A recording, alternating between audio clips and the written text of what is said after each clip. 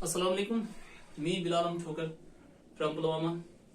I am delivering a series of video lectures of class 8th unit 1st of general science, that is microorganisms, friends and food. So today's my topic is microorganisms and man. ये जो microorganism है इनकी एक relation है इंसान के साथ। तो इंसान को ये नुकसान भी पहुंचाते हैं और इंसान को ये फायदा भी देते हैं। और जो फायदे देते हैं उनको मैंने डिफरेंशिएट किया है फ्रेंडली माइक्रो ऑर्गेनिजम्स, और जो नुकसान पहुंचाते हैं उनको कहते हैं हम हार्मफुल माइक्रो ऑर्गेनिज्म। तो आज हम जो बात करेंगे वो करेंगे फ्रेंडली माइक्रो ऑर्गेनिज्म, यानी ऐसे माइक्रो ऑर्गेनिजम्स जो इंसान को बहुत से फील्ड्स में मदद करते हैं। से फॉर एग्जांपल फूड प्रोडक्शन की अगर हम बात करेंगे तो microorganisms are used for the production of curd, bread, cake, cheese, pickles etcetera. यानी कर्ड को बनाने में मदद करते हैं। ब्रेड अगर हम बनाते हैं, मतलब बेकर्स जो बेकिंग इंडस्ट्री है उसमें जब ब्रेड बनाते हैं तो इसमें भी मदद करते हैं। केक बनाने में मदद करते हैं और चीज और पिकल्स बनाने में मदद करते हैं। तो अगर हम ब्रेड और केक की बात करेंगे तो आपको पता है कि यीस्ट है वो एनारोबिक, जो मैंने पहले ही कहा था कि एनारोबिक रेस्पिरेशन करते हैं, वो कार्बन डाइऑक्साइड रिलीज करते हैं। तो इससे जो डफ बनता है फिर केक और ब्रेड बनाने में बेकिंग इंडस्ट्री को मदद मिलती है। तो यहाँ अगर हम बात करेंगे अपने घर की बात, तो यहाँ मिल्क जो है, मिल्क को कर्ड बनाने में एक बैक्टीरियम है, उसका नाम है लैक्टोबैसिलस। तो ये जो कर्ड है ये बनती है मिल्क से, इसी बैक्टीरिया की मदद से। तो तीसरी और बात करेंगे यहाँ यीस्ट पाउडर इन बेकिंग इंडस्ट्री, वहां हम ब्रेड्स बनाते हैं। जो मैंने पहले ही कहा कि यीस्ट पाउडर इस्तेमाल करते हैं ब्रेड्स और केक को बनाने में, ये मदद करते हैं वहां। तो अगर हम एग्रीकल्चरल यूज की बात करेंगे तो एग्रीकल्चर में हम देखेंगे कि किस तरह ये मतलब फ्रेंडली है। ये एक बैक्टीरिया और फंजे, ऐसे bacteria and algae, they are responsible for the fixation of atmospheric nitrogen to enrich the soil and increase its fertility. यानी कहने का मतलब ये है कि जो बैक्टीरिया और एल्गी हैं, ऐसे बैक्टीरिया और एल्गी भी पाए जाते हैं माइक्रो ऑर्गेनिज्म जो एटमॉस्फेरिक नाइट्रोजन को फिक्स करते हैं सॉइल में। तो इससे जो एग्रीकल्चरल लैंड है ये इसमें फर्टिलिटी ज्यादा होती है, जरखेज ज्यादा हो जाता है फिर, तो इसमें ये मदद करते हैं, तो इसलिए फ्रेंडली है।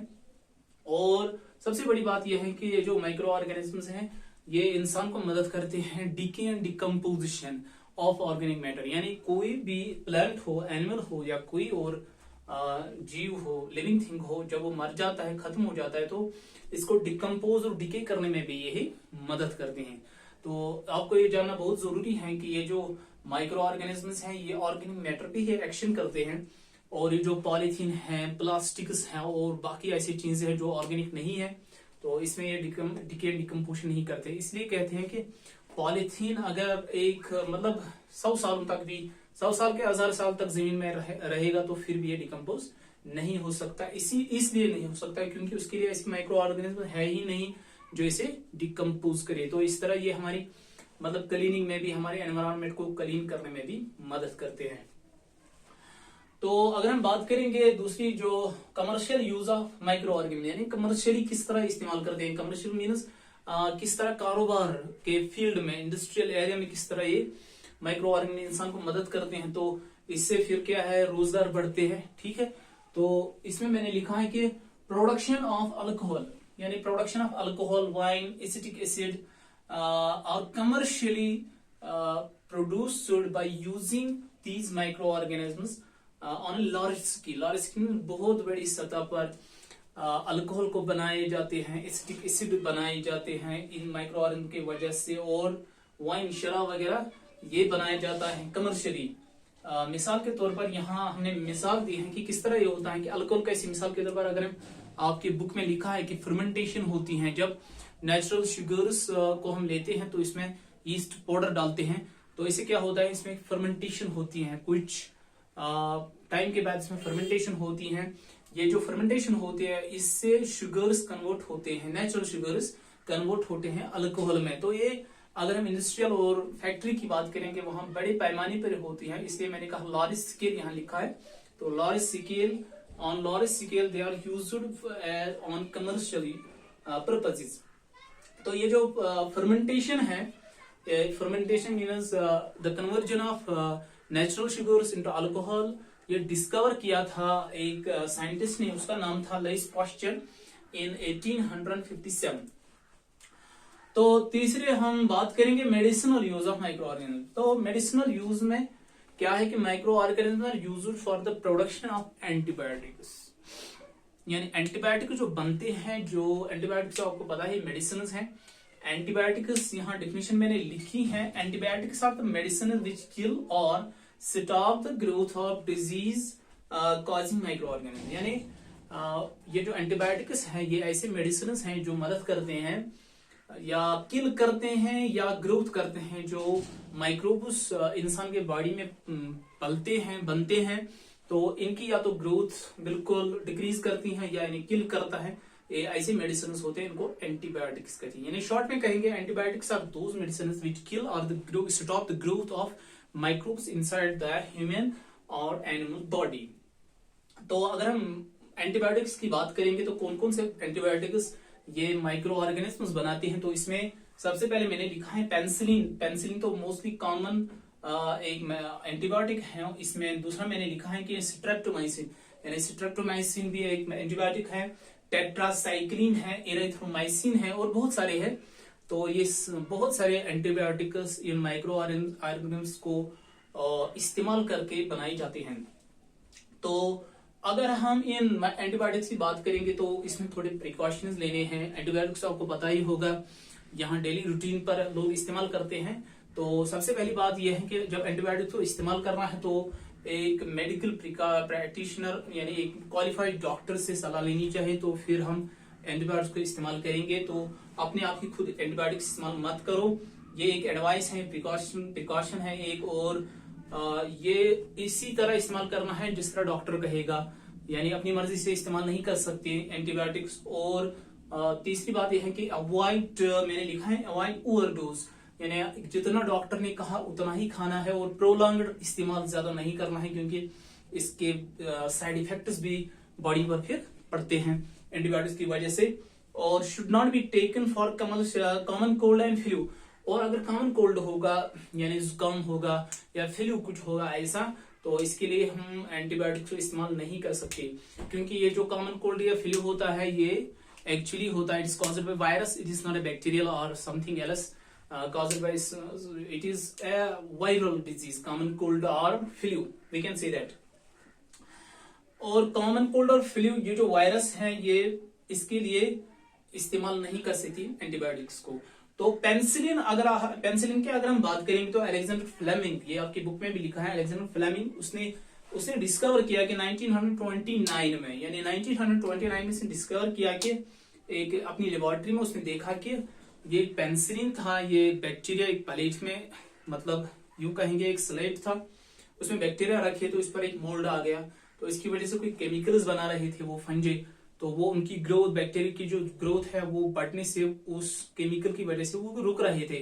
तो इसने फिर इस पर थोड़ा काम किया, तो उसने डिस्कवर किया कि पेनिसिलिन एक ऐसा, मतलब यूं कहेंगे एक ऐसा एंटीबायोटिक है जो बैक्टीरियल ग्रोथ को रोक रहा था। तो इसकी वजह से इसको इसके लिए कहा जाता है कि Alexander Fleming is the man who discovered penicillin first time in 1929। तो इसके साथ ही वैक्सीन की भी बात करेंगे। तो vaccine what are vaccine are dead और वीकनेड माइक्रोब्स, या तो ऐसे माइक्रोब्स हम लेते हैं जिनको या मारा जाता है या इनको वीक किया जाता है, फिर जब इंट्रोड्यूस करते हैं ह्यूमन बॉडी में, तो ह्यूमन बॉडी क्या है, एक इम्यून सिस्टम है, अंदर से एक डिफेंस सिस्टम अल्लाह ताला ने रखा है हमारे अंदर। उस ये जो इम्यून सिस्टम है ये बिल्कुल अलर्ट होता है। तो ये जो माइक्रोब्स हमारी बॉडी में दाखिल हुए हैं, अगर ये मरे हुए हैं या बिल्कुल कमजोर है, तो इसके अगेंस्ट ये क्या करता है, ये एंटीबॉडीज बनाता है।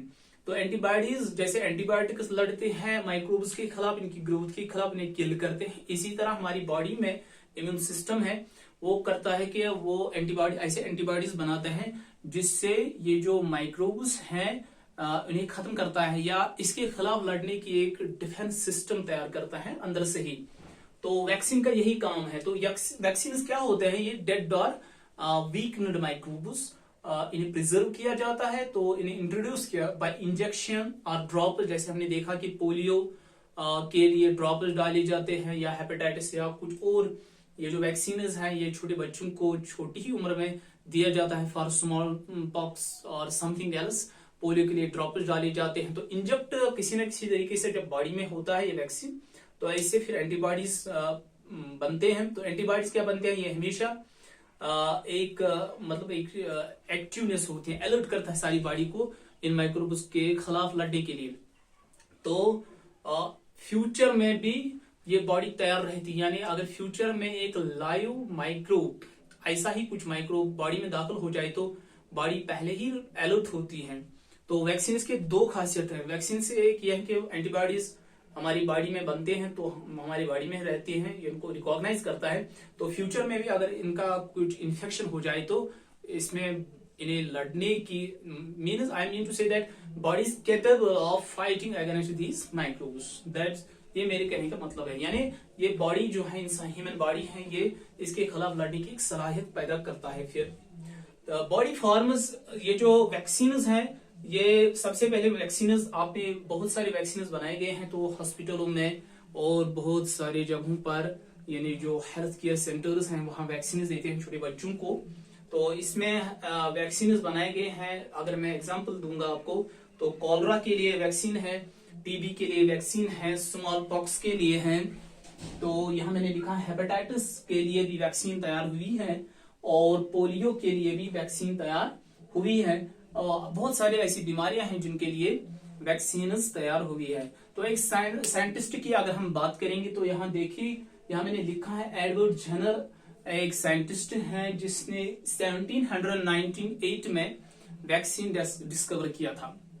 तो अगर medicinal use of micro organism की बात करेंगे, यहाँ मैंने एक एडिशनल इंफॉर्मेशन आपके लिए यहाँ एक पॉइंट्स लिखे हैं कि इंसुलिन जो है ये भी माइक्रो ऑर्गेनिज्म से बनाई जाती है। आप देखोगे इस प्रेजेंट वर्ल्ड में इंसुलिन की कितनी जरूरत है सोसाइटी में। डायबिटीज, क्योंकि जिसको हम कश्मीर में कहते हैं शुगर, यानी इमशी शुगर गुमुत के अथ शुगर, इसको इंग्लिश में डायबिटीज कहते हैं। इस डायबिटिक पेशेंट को ट्रीट करने के लिए उसे इंसुलिन इंजेक्ट किया जाता है। तो इंसुलिन आपको पता है कि कहाँ बनता है, ये ई कोलाई एस्टेरिक कोलाई एक बैक्टीरिया माइक्रो ऑर्गेनिज्म है जो ह्यूमन कॉलन में भी पाया जाता है। तो उससे इंसुलिन बनाया जाता है। आप हैरान हो जाएंगे कि जेनेटिक इंजीनियरिंग से ये जो इकोले है इससे इंसुलिन तैयार किया जाता है। तो ये जो कॉन्सेप्ट है इंसुलिन का कि इकोले से कैसे हम इंसुलिन बनाते हैं, ये एक फार्मास्यूटिकल कंपनी है, उसका नाम है एली लिली। एली लिली एक फार्मास्यूटिकल कंपनी है जिसने इंसुलिन बनाया है ई कोले से, एस्टेरिक कोलाई से इंसुलिन तैयार उसने किया। तो आज ये इंसुलिन पूरी दुनिया में सारे इंसानों को फायदा देता है। तो आप देखो कि कहाँ कहाँ ये माइक्रो ऑर्गेनिजम्स इंसान को मतलब इसके लिए फ्रेंडली हैं। They are very beneficial for the human beings, they benefit in various ways, almost in every ways these microorganisms are very beneficial for all the humans